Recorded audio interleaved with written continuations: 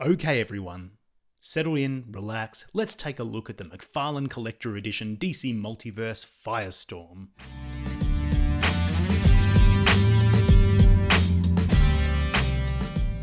Hey guys, Michael the DC Multiverse Collector here, bringing you a look at the McFarlane Collector Edition DC Multiverse FIRESTORM from Crisis on Infinite Earths.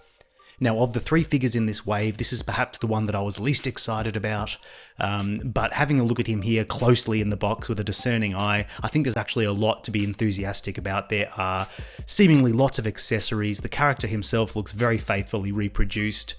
I'm really interested to crack this guy open and see how good he is. On the side, you will see this is number 4 in the Collector Edition line. McFarlane numbers these, and you'll see that it's FIRESTORM from Crisis on Infinite Earths. And on the back, we have the artwork showing FIRESTORM in a very cool pose. So before we open this guy up, a big thank you to McFarlane Toys and Head Start Toys for providing me with this sample for review. And as always, if you find this video helpful, insightful, entertaining, give it a like, it helps me out, and consider subscribing to the channel if you haven't already. Right. Without any further ado, let's get the box open and see what we get. So here is FIRESTORM out of the box with everything he comes with. Now, we've talked a lot about the collector editions and whether they represent good value for money. And like I've said a couple of times now, I think all we can really do at this point, given the price disparity between regions and, you know, the fact that these figures sometimes go on clearance, I think I just have to make the general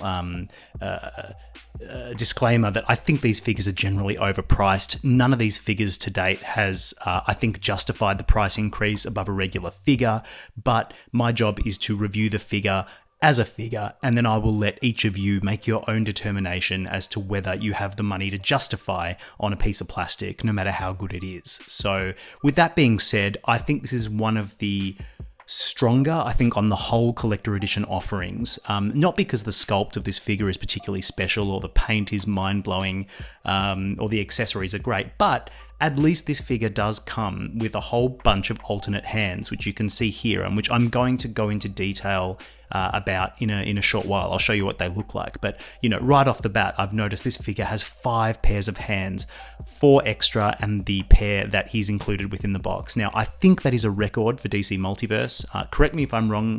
Let me know in the comments if there are any other figures that have come with more pairs of alternate hands than this. I think it's pretty impressive.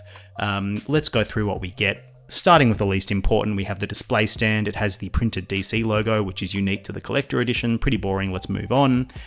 You'll see that the figure also comes with the equally boring card display stand that is going to go in a box, and I wish the budget for this had been spent on literally anything else. We also get the trading card, which looks really, really nice. It's got that fabulous artwork, the foil lettering, and on the back you'll see the bio for FIRESTORM, Ronnie Raymond, Martin Stein. You can pause there if you want to read more about FIRESTORM. So let's get in for a closer look at those alternate hands. We get a set of gesture hands. You'll see there is sort of a grasping hand and a pointing hand. We get 2 fist hands. We get a sort of fist hand with fire effect, so it's like he's sort of punching fire. Now this goes with one that's already attached to his right hand out of the box. Then we get a sort of a fireball hand. You'll see how that's sculpted there, looks quite good. And we get 2 flight hands. So 4 pairs of hands. I think it's a really, really solid offering. In terms of the overall look of the figure and the aesthetics of it, I think it's a really, really good looking FIRESTORM figure.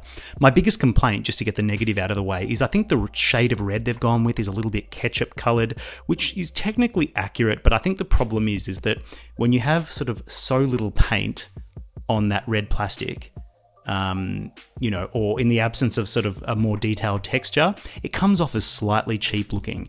But, you know, I think that's only very slight. I think on the whole, it's pretty good. But, you know, in black molded plastic, you know, things tend to look better than in these bright sort of primary colors like red. So that's probably my biggest complaint. Otherwise, I think the coloring is spot on. That mustard yellow looks really, really good. Coming up to the head, I think the head looks excellent. The face is clearly a separate piece that's been glued in, but I think that works really well. Makes it look very, very clean. And obviously the paint around the eyes, the eyebrows, the lips, it all looks very crisp and clear and well defined. The hair has been sculpted nicely. It gives you that fire effect. It's pretty conservative. Like I've seen fire effects that are a bit more dynamic, like Wave Rider sort of had a similar type of idea. Deathstorm as well. They're a bit more exciting looking, a bit more like they imply movement a little bit more. Firestorm here looks very, very conservative in terms. He looks like a little candle. Anyway, he looks pretty good. I like it a lot. It's been cast in sort of that orange translucent plastic. It's got a little bit of an orange paint applied to it that kind of brings it to life, gives that gradation between sort of light orange and dark orange. I really, really like that. Proportionately, I think perhaps his head looks a tiny bit small, but that's just a nitpick. It's by and large pretty good. And I think really where this figure shines is all this sort of sculpted work here. This is sculpted into the torso, painted crisply. It's all raised, which gives it some I don't know, dimension. Is that the right word? It gives it some texture and dimension, makes it look better than if that was just sort of painted on. And there are certain other manufacturers, toy makers, that I think would have just painted this on a bare buck. But this definitely looks better. You'll see this is one of those cases where the diaper piece has got lots of sculpting and line work in it. That really helps disguise the diaper piece, and I really like that. The boots are great.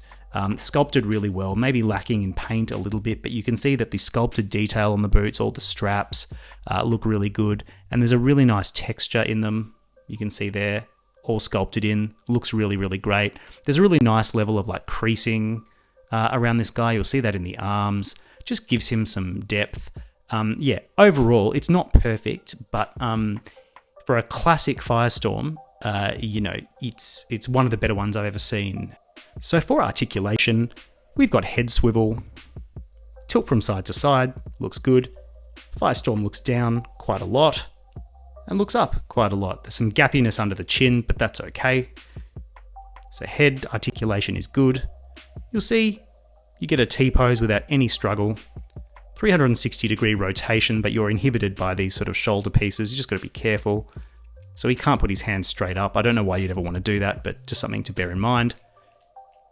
He rotates at the shoulder, rotates and swivels at the bicep, double jointed at the elbow. This cut is pretty hideous, but it is what it is. It gets the job done, but yeah, that's pretty unsightly.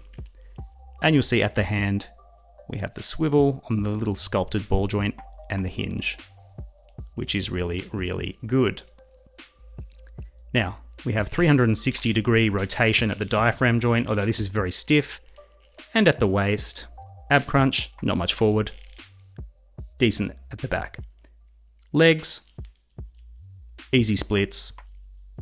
Kicks forward, just about 90 degrees. Tiny bit of swivel at the thigh. Double jointed knees. No swivel at the boot, but we have a swivel at the ankle, rotation up and down, toe articulation, and a rocker that works really well. So no dramas there. This is a well-articulated figure, in line with most McFarlane figures. No better, no worse. I think he'll do everything you want a Firestorm figure to do in terms of posing. Now for some comparisons. First up is Firestorm alongside Sinestro, who is his wave mate in this collector edition Wave 2. You'll see that Firestorm is a fair bit taller than Sinestro, but Sinestro certainly wins the day in terms of sculpted detail and texture. I think he's overall just a better looking figure, but together they make a fine pair, and I think they're really testament to how strong this wave has been. And here we have Firestorm alongside his other wave mate, Hawkman. This is the Platinum Chase variant of Hawkman. See my review if you want to have a closer look at him. I think what's interesting here is that the wings on Hawkman make him have a more significant shelf presence, I guess. Probably compensates for a lot of the accessories. So Hawkman comes with his mace, he comes with the wings, whereas Firestorm comes with a whole bunch of hands. It's sort of a toss-up. I mean, in terms of the raw plastic, Hawkman gives you more weight in terms of bang for your buck. If you want to measure accessories like that, it's really a philosophical question of whether you consider wings to be an accessory. I suppose at the end of the day, it all comes down to plastic in the box, and so Hawkman, you certainly get a lot more raw plastic. And comparing Firestorm to Wave Rider, one of the other figures I've recently reviewed, I think you can see what I mean about the sculpt of Firestorm's hair. While I don't think it needed to be as dramatic as Wave Rider's, I think just maybe a little bit more movement to Firestorm's hair could have made him a bit more dynamic.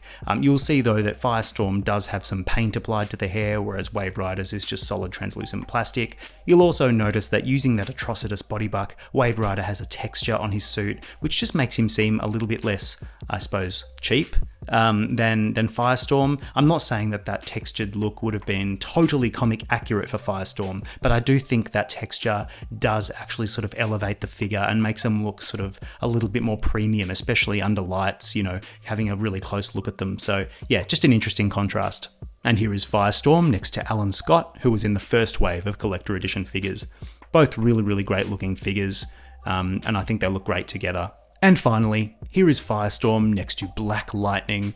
Mostly just wanted to show this off because I really, really love this Speeding Bullets buck that they used on Black Lightning. I think it's one of the best body bucks they've got. I love the proportions.